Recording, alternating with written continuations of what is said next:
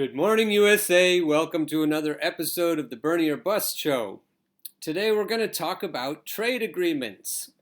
I know it's a little wonky, but put on your seatbelts, and we won't go to a point where your eyes are rolling, I hope.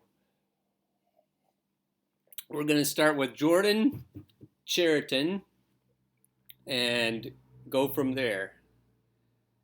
Here's Jordan. Finally, Bernie Sanders is speaking up to point out Joe Biden's record. The corporate media has been manufacturing consent and extreme. In 2016 it was extreme makeover Hillary Clinton. Now it's been extreme makeover Joe Biden, and pushing this notion, this fairy tale notion that he's more electable in Pennsylvania and Wisconsin and Michigan. I got news for you. I was in Michigan, Wisconsin, and Pennsylvania, as well as Ohio, more than any other state covering 2016. Donald Trump did not win because of Vladimir Putin. Didn't win because of James Comey. Nope. He had them at NAFTA. And if you look at the exit polls in all of those states, voters tell you what the main issues were. The two top issues were trade and immigration. Trump was very successful at making those workers think their jobs and their plants closed because of Mexicans and Muslims. No, it was because of the corporations writing these trade deals. The corporation. That's important. If you think about immigration, it's related to these trade agreements. These pernicious trade agreements led to a lot of unrest. North American free trade agreement and also the free trade agreement with Central and South America and many others. I'm gonna go back in this same video and give you Bernie's take on these trade agreements.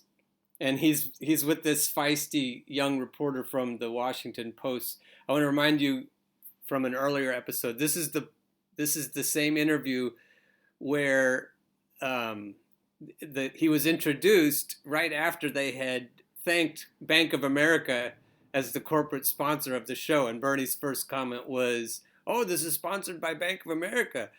And this is also the one where I call him a kid. The reporter or the interviewer who was asking him the question was trying to lead him down a path with regard to segregation, school segregation, and then Bernie was telling him, well, read the whole quote, and he wouldn't do it. And then he said something like, the federal government doesn't give a shit about African American people or something like that. And then the kid was embarrassed. Anyway, this is that same kid. So you might see a little feistiness here. Of course it's a policy question. So the answer is yes, but it's not only that. Joe was a strong supporter of a NAFTA and PNTR with China. How is that going to play in the Midwest, which was decimated? In Michigan, Wisconsin, other states, which were decimated by these terrible trade agreements. Do I think that the workers in those states are going to feel very kindly to the guy who supported those agreements? But it's not just trade. Let me just briefly, talk about some of the differences between Joe and... And then he goes on to talk about all the other differences between himself and Joe Biden. And they're all good. You should watch this clip again. It's this is a different video, but it samples from the same interview, and that interview is hilarious. Now let's go to the other video. These NAFTA in particular has wiped out, as Bernie said, it has been horrible. And there's a movie coming out, and there's a trailer to that movie here. Let me show you the trailer first, and then a little bit from this interview about the movie.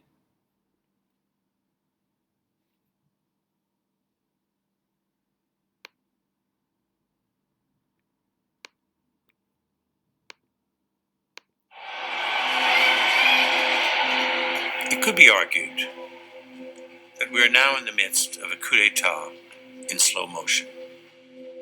Democracy is weakening. Corporatism is strengthening. Yet none of us has chosen this route for our society, in spite of which our elites, quite happily, continue down it.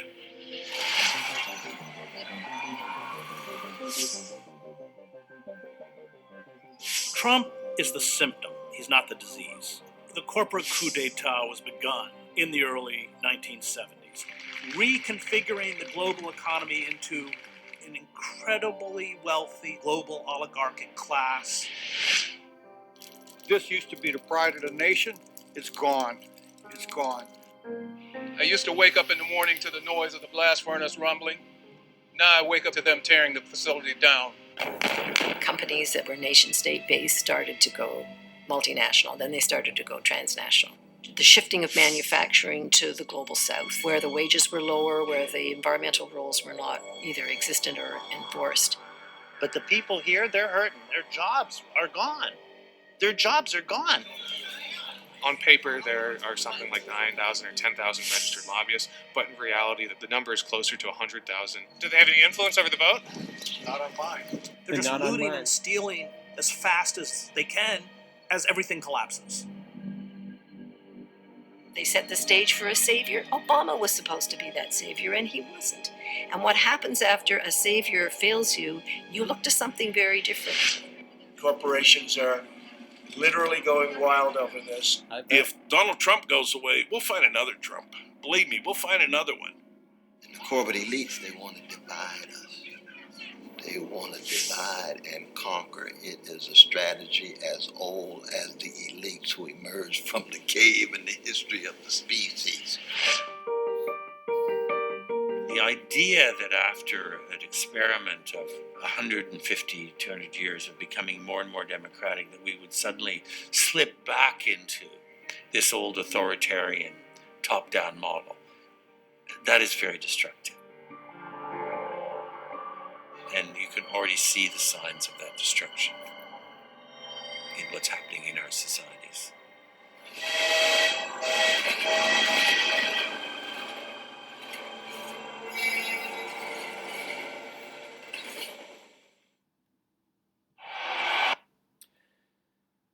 That is sobering. That's what Bernie was talking about. Bernie is directly connected to the people in those battleground states who have been harmed by these trade agreements. The other part of this show that I was going to get to, but I'm already too long, so I'm going to stop. But in the future, I want to talk about how journalists are elitists.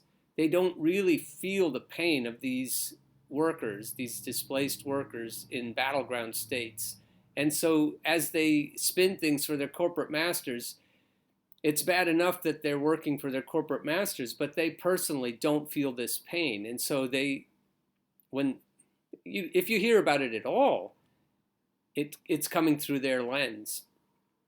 That's what the other video clip was going to be about, is how is the guy, one of the guys that is producing this movie, one of the executive producers, used to work for Fox, used to work for CNN, used to work for MSNBC. He's worked directly with these journalists. And in that video, he speaks directly to their elitism and their lack of emotional connection to the workers who have been harmed so much by these trade agreements. All right, that's enough for one day. Unshaved, unbathed, unedited, unscripted. I hope that you will feel the pain of your fellow Americans as we're going forward, that you'll be directly in contact with the devastation in their lives.